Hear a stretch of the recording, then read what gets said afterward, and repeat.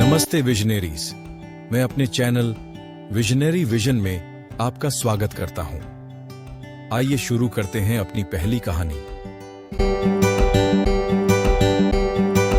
एक 10 साल का लड़के का नाम सूरज है। अपनी माँ और नानी के साथ रहता है। सिर्फ कुछ दिनों के लिए आया है। उनका घर जो है वो बहुत बड़ा है। उनके घर में 2 छतें हैं और अच्छा वेंटिलेशन भी है। एक छत पहली मंजिल पर कमरों के साथ और एक छत दूसरी मंजिल पर है।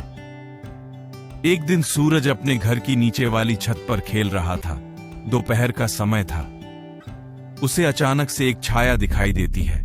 जब वह अपनी नजर घुमा के देखता है तो उसे एक समुराई हवा में खड़ा दिखता है। जैसे ही सूरज उसे देख लेता है, समुराई अपना हाथ उठा के सूरज की तरफ हमला करता है। समुराई के हमले से पूरा घर कांप उठता है। सूरज बच जाता है, लेकिन सूरज को एक बात समझ में आ जाती है कि समुराई के पास अलौकिक शक्तियां हैं। और सूरज चिल्लाता हुआ कॉरिडोर से दौड़ता हुआ कमरे में जाकर डर के मारे बिस्तर के नीचे छुप जाता है। सूरज के जाते ही समुराई नीचे छत पर उतरता है। सूरज के चिल्लाने की आवाज सुनकर उसकी मां और नानी बाहर छत पर जाती हैं। जहां पर समुराई को खड़ा देखकर वो भी डर जाती है। समुराई हाथ उठाकर उनकी तरफ भी हमला करता है, लेकिन वो दोनों तब तक वहां से भाग चुकी थी। वो दोनों भी जाकर एक कमरे में छुप जाती है और कमरे को अंदर से बंद कर लेती है। समुराई गुस्से में आकर पूरे घर पर हमला करता है, जिससे पूरा घर कांप उठता है। सूरज सबकी हालत और सबको डरा हुआ देखकर सबको बचाने का निश्चय करता है। वो अपने बिस्तर के नीचे से निकलता है और अपनी मां और नानी के कमरे को बाहर से भी बंद कर देता है। उसके बाद वो छत की तरफ जाता है और फिर सूरज छत की तरफ जाता है और समुराई की आंखों से आंखें मिलाता है। समुराई से अपने घर वालों को छोड़ने के लिए और उसके साथ लड़ने को कहता है।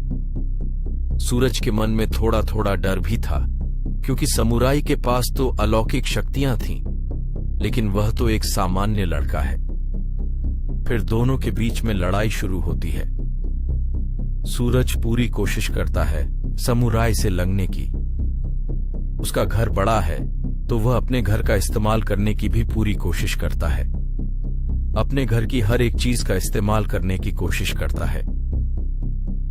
थोड़ी देर की लड़ाई के बाद अब सूरज के पास ज्यादा विकल्प नहीं बचे थे। तभी अचानक से उसे अपने घर के एक कमरे की याद आती है, जिसके बारे में उसे उसकी नानी ने बताया था। लेकिन उस कमरे में कोई नहीं जाता था। सबको उस कमरे में जाने के लिए मना किया गया था, क्योंकि उस कमरे में एक घटना घट चुकी है। तभी सूरज उस कमरे में जाने का निर्णय लेता है। उसके पास जितने भी विकल्प बचे थे वो उनका इस्तेमाल करके किसी भी तरह बस कमरे में पहुंचता है। कमरे में घुसने के बाद वहां पे भी सूरज को एक परछाई दिखती है। सूरज लेकिन अब थक चुका था और वह अब लड़ नहीं सकता था। तो वो परछाई से माफी मांगता है और उससे उसको और उसके घर वालों को छोड़ देने की भीख मांगता है, भले ही वो परछाई कोई भी हो।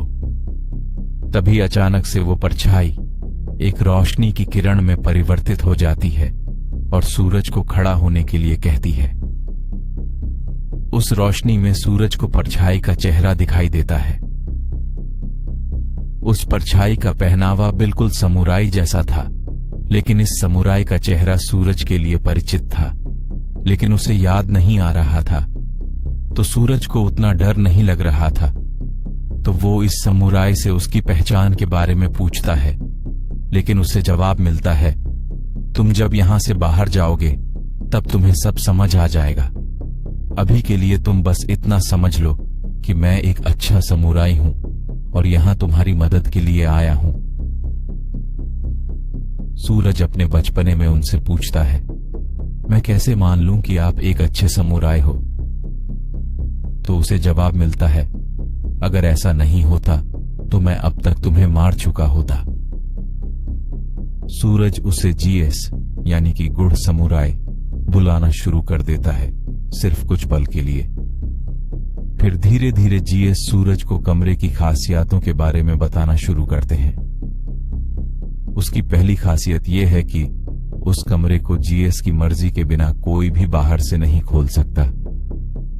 दूसरी खासियत यह है कि इस कमरे पर कोई भी हमला असर नहीं करेगा जब तक जीएस इस कमरे में है।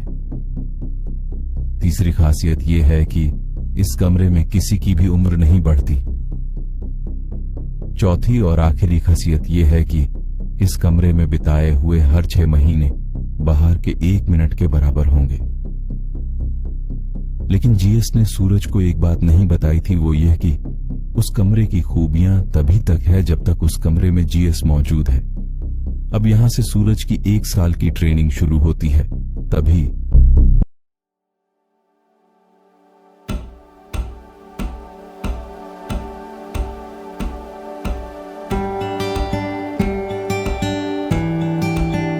अगर आपको ये वीडियो पसंद आई तो इसे लाइक करें, अपने प्रश्न और अपना पसंदीदा हिस्सा हमें बताएं। आपका हार्दिक स्वागत है। इस वीडियो को आप जिसे शेयर करना चाहते हैं उसे शेयर करें। इस वीडियो को देखने के लिए आपका बहुत बहुत धन्यवाद।